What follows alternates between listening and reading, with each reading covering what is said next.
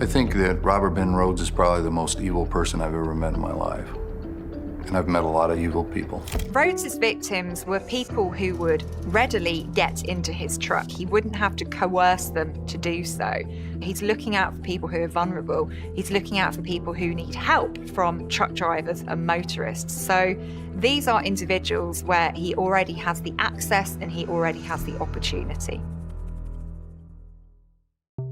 In the early hours of April 1st, 1990, a state trooper of the Arizona Police Department stumbles upon a suspicious-looking truck parked on the side of Interstate 10 in Casa Grande.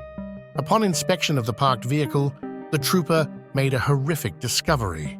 A naked woman bound in chains is screaming and trembling in fear. He immediately took action to rescue the victim and detained the driver of the truck. The state trooper probably imagined that he had only just saved a woman from the hands of sexual predator. Little did he know that it was the beginning of the end of a list of women who had been tortured and murdered at the hands of a cold-blooded murderer and sexual deviant by the name of Robert Ben Rhoades, also known as the truck stop killer. Across the nation, a serial rapist targeted unsuspecting women. It was only a matter of time till his dark urges raged out of control and led him to murder.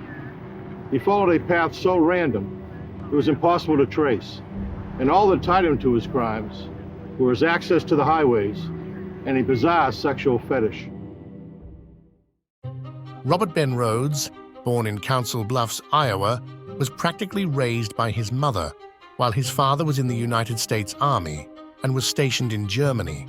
Rhoades was said to have had a relatively normal life aside from some social problems during his teenage years.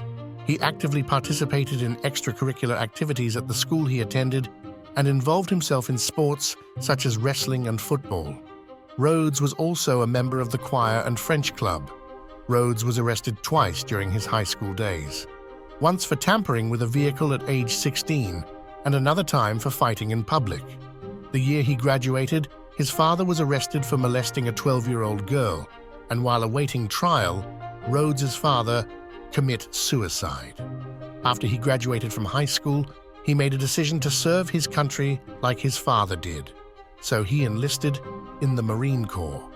While in the military, Rhoades got himself into some trouble for his involvement in an armed robbery and was honorably discharged. After getting kicked out of the Marines, Rhoades tried to further his education and enrolled in college, but eventually dropped out.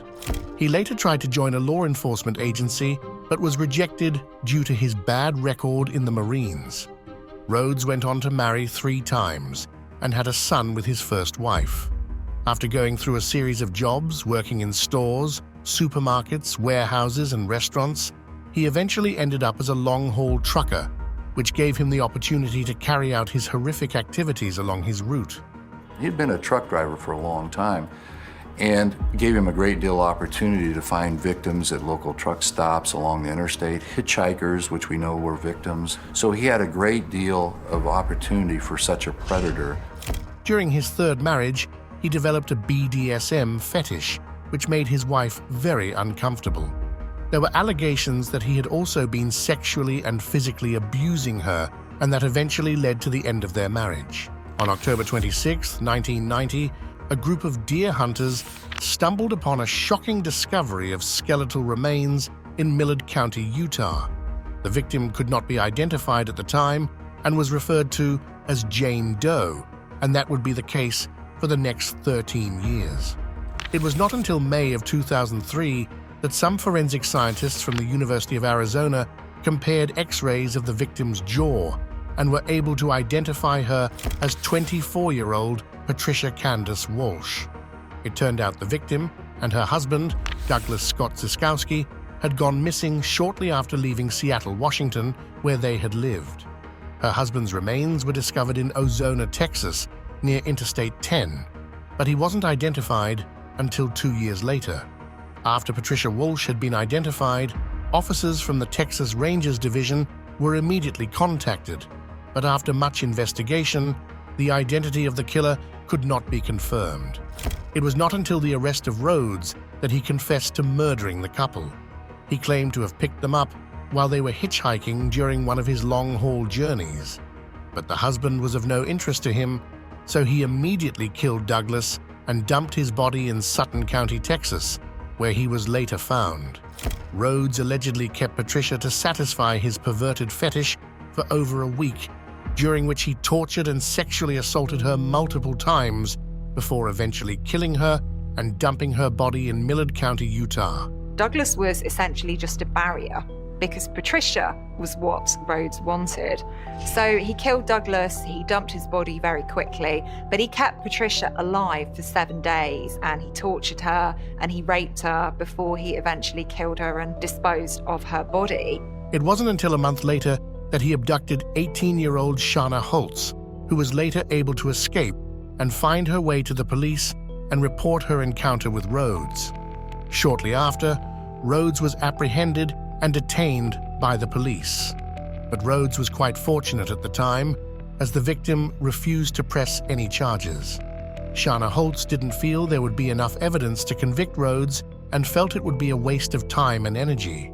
She had mentioned in one of her statements that filing charges against Rhoades wouldn't do any good, as it would just be her word against his. It was later confirmed that she had been scared of Rhoades after being locked up in his truck. He had converted the sleeper cab of his truck into a personal torture chamber where he assaulted and tortured women. Later that night, she told the detectives that Robert Ben Rhoades was in fact the individual that had kidnapped her. When asked if she wanted to press charges, she told the police officer that all she wanted to do was go home. In the early hours of April 1st, 1990, Trooper Mike Miller of the Arizona Highway Patrol found a truck with its hazard lights on at the side of Interstate 10 near Casa Grande, Arizona. He made an instinctive decision to investigate the inside of the truck. He took out his flashlight and began scanning around the windows of the vehicle. I observed a truck parked on the side of the road with his emergency lights on, but he had no triangles out. So I went up alongside of the truck, to pull behind the truck, had my lights activated to go up and check on the driver of the truck and see what his situation was. To his surprise, he observed a nude woman who had been handcuffed with a horse bit in her mouth. She began screaming immediately after she noticed the flash of light in the truck. But what had shocked the trooper the most was the driver, whom he had noticed in the darkness. The driver of the truck, who turned out to be Robert Ben Rhoades, tried to explain himself to the officer but couldn't talk his way out of the situation. The trooper immediately called for backup after he had been certain that the suspect was secure. He went behind and covered the victim with a blanket, ensuring her that Rhoades wasn't going to harm her. I told her, ma'am, you're going to need to remain here until I can get some help out here, because this is a criminal or a crime scene, and some detectives are going to have to look at this. I said, just remain calm. This man is not going to be back to bother you again. Just remain calm. Rhoades was arrested and once again found himself in the custody of the police, but it didn't seem like he was going to be as lucky. Upon his arrival at the police station, detectives wanted to know about this truck driver whose home seemed to be thousands of miles away. They looked to FBI agent Bob Lee and asked him to do a background check to get some information on Rhoades. They then tried to interview the victim, who reported that Rhoades had agreed to give her a ride in his truck. She fell asleep and woke up to find herself in chains in the sleeper compartment. He had just started taking her clothes off. He modified his truck and put anchors on both sides of the sleeper where he could put handcuffs attached to a chain on her feet as well as her hands. Robert Rhoades had what I refer to as a rape kit in his truck. He had all kinds of paraphernalia. He had long sticks with clips on the end where he would draw and quarter his victims. He had whips. And just based on that, I knew Robert Rhoades was a predator. The only problem was that the victim seemed to be mentally disoriented and was saying things that didn't make a lot of sense. The mental state of the tortured victim meant that there was a chance that Rhoades could once again walk free. Unfortunately for Rhoades, the detectives were quite good at their jobs, and the victim's story didn't change. She had also reported to the police that she struggled with the suspect and bit him on the shoulder. Upon inspection of the suspect, there were bite marks on his shoulders. In an attempt to avoid the police digging too deep into his past ordeals, Rhoades didn't want the case to go to trial. He immediately took a plea bargain, which got him a reduced sentence. And he had a bite mark on his shoulder. The case didn't go to trial. Rhoades agreed to enter a guilty plea on a plea bargain and got a reduced sentence on it. He was sentenced to 6 years for kidnapping and sexually assaulting the young woman. But this story was far from over. FBI agent Bob Lee tried to dig deeper into the suspect and discovered that Rhoades had been a person of interest in another sexual assault and kidnapping case. The agent then traced his way to the Rhoades apartment, where the property manager had no reluctance to search the apartment after seeing him on the news. The search provided some women's garments, a handcuff, and blood on a white towel, among other things. The apartment was said to have had all the hallmarks of a sexual predator. The FBI agent, while taking a look through the apartment, found stacks of pictures of a young lady who was in various stages of dressing. He had lots of nude pictures of her. Some of the pictures showed that she had bruises, and the bruises seemed to be changing colors, indicating that he had kept her for at least a week. And he said, we found some photographs in his apartment, some of his own pictures, with somebody else with short hair, who it seems like she was at a barn. This had confirmed that he had hurt other women, but what the police didn't have at that time were cases to connect the evidence to. The officer kept the photos and went from station to station, trying to figure out the identity of the girl in the photo. In December 1990, Detective Michael Sheely got reports of a body at a barn in Bond County, Illinois.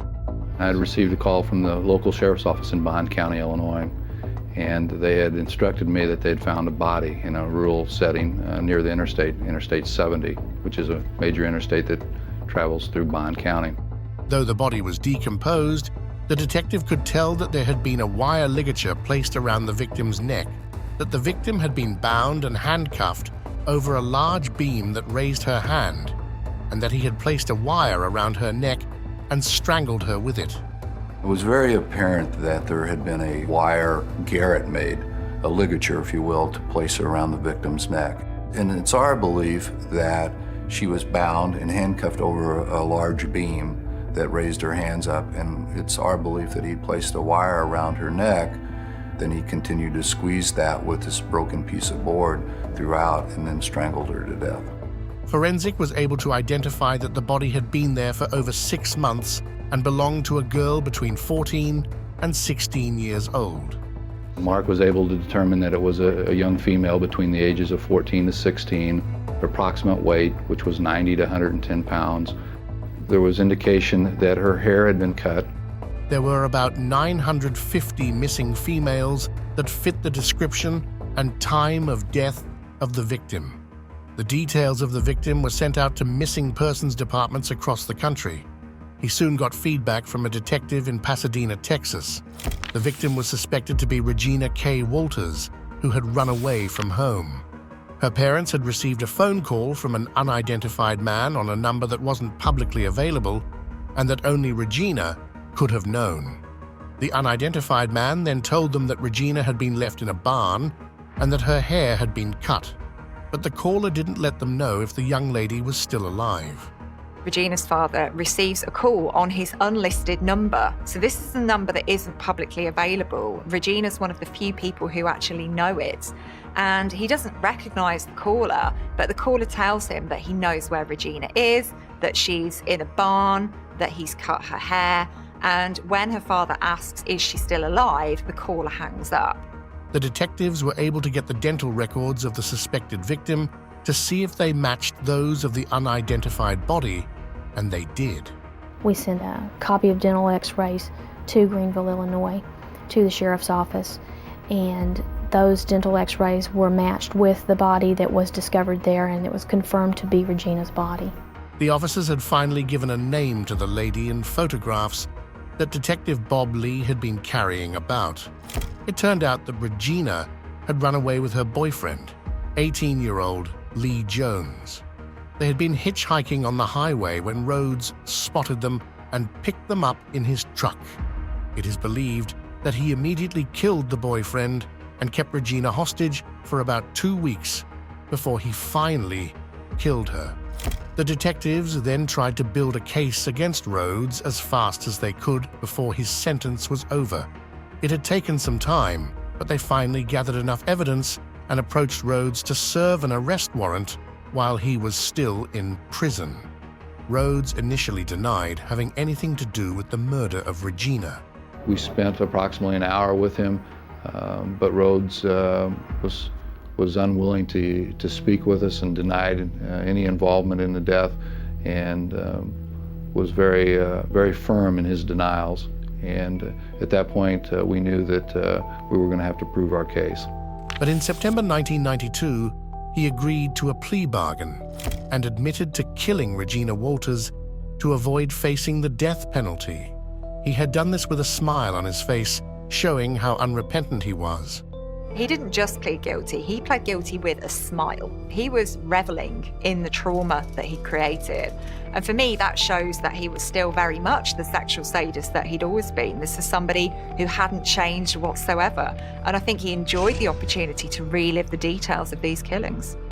He was convicted for the first-degree murder of Regina K. Walter in 1994 and sentenced to life without parole at the Menard Correctional Center in Chester, Illinois. He was initially extradited to Utah to be tried for the deaths of Candace Walsh and Douglas Siskowski, but the charges were later dropped per the victim's family request. Rhoades continues to serve his sentence at the Menard Correctional Center in Chester, Illinois. There is no feeling to this man. There is no inkling of remorse. There's no inkling of anything. The only regret he has is that he got caught. Rhoades was a sexual predator with an outrageous fetish, whose victims saw hell before he finally ended their lives. It was quite unfortunate that it took so much time before he was finally put behind bars, and no one actually knows how many other women might have been victims of Rhoades' escapades. One thing is for certain, he eventually got what he deserved. As we unravel the mysteries of true crime, your support drives us forward. Remember to subscribe and hit the notification bell to stay with us as we delve into the darkest corners of true crime. Until next time, stay vigilant, stay curious, and keep chasing cases.